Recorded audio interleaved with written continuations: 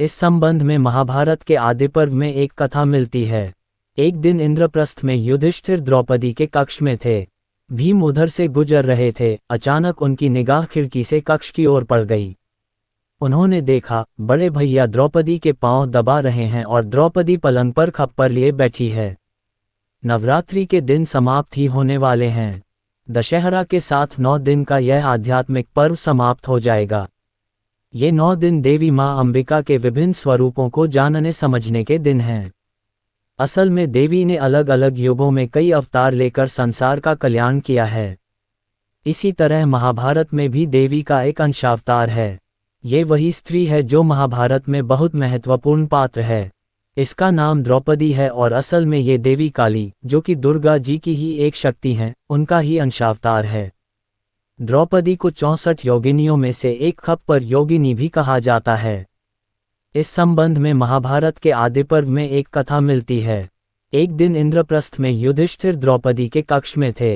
भीम उधर से गुजर रहे थे। अचानक उनकी निगाह खिड़की से कक्ष की ओर पड़ गई।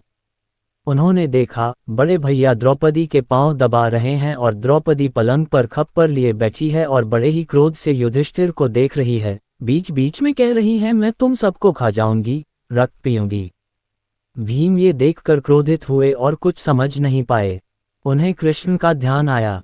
उनकी माया वो पहले ही जानते थे पर कभी समझ नहीं पाए थे। भीम ने कृष्ण का ध्यान किया तो कृष्ण सामने आ गए।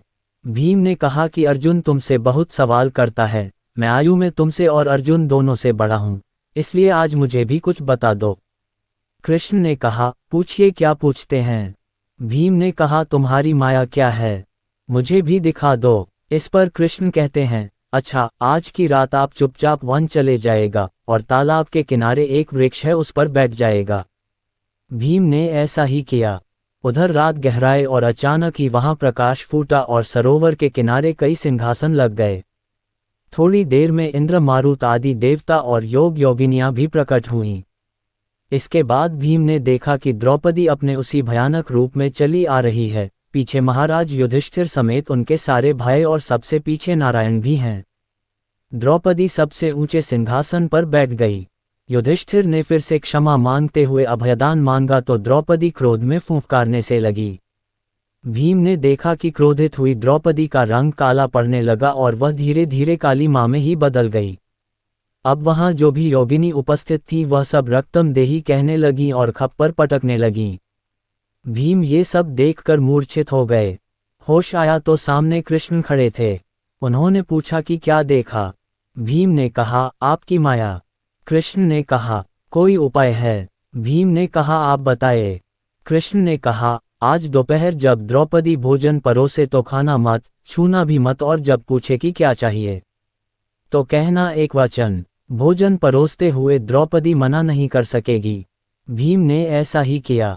पांचाली ने पूछा, क्या चाहिए। भीम ने तपाक से कहा, हम पांचों को अभय। द्रौपदी ने अभी ये सुना ही था कि कृष्ण आ गए और बोल पड़े कि छठे प्राण मेरे भी छोड़ दो। द्रौपदी खींच गई और इसी दौरान कुछ बोलने की कोशिश में उसकी जीभ दांत के बीच आ गई। इससे जीभ को घाव लग गया और जमीन पर रक्त की 6 बूंदें गिर गईं। इतने में द्रौपदी सावधान हो गई और अन्य बूंदें गिरने से बचा लिया। फिर उसने कहा, ठीक है माधव, जैसा आप कहें। ऐसा कहते ही पांडवों और कृष्ण को अभयदान मिल गया। महाभारत युद्ध में यही योद्धा जीवित बचे, बाकी मारे गए या फिर श्राप झेलते रहे। युद्ध में अर्जुन नारायण का निमित्त बना, नारायण काली के लिए माध्यम बने और काली का कालरात्रि अवरात्र महाभारत में खप्पर भर भर कर रक्त पीता रहा। द्रौपदी असल में कौन है, इसकी बानगी हमें तब मिलती है जब वह दुशासन की छाती के लहू से बाल धोती है। द्रौपदी के रूप में माता महाकाली ने ही अवतार लिया था ताकि कृष्ण के साथ मिलकर वह अधर्म का नाश कर सकें। दोस्तों, कैसी लगी कहानी? अच्छी लगी हो तो चैनल को सब्सक्राइब शेयर जरूर करें। धन्यवाद।